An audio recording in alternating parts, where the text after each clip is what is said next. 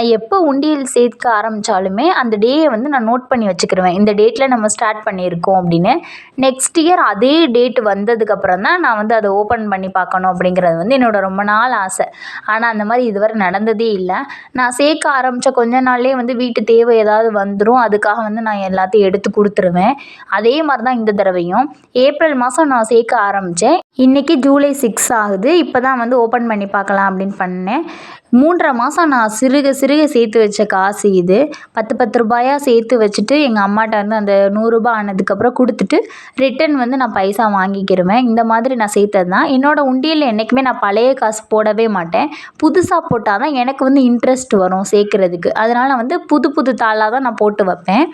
அதனால் நீங்கள் பார்க்கலாம் ஷார்ட்ஸ்க்காக இவங்க போட்டு வச்சுருக்காங்க அப்படின்னு. ஆனால் சத்தியமாக இல்லை. இது ஃபுல்லாக நான் சின்ன சின்னதாக சேர்த்து வச்ச காசு. உங்களுக்கு இந்த மாதிரி சேமிக்கிற பழக்கம் இருந்தால் கமெண்ட் பண்ணுங்கள். இதில் எவ்வளோ இருக்குன்னு நெக்ஸ்ட் வீடியோவில் சொல்கிறேன்.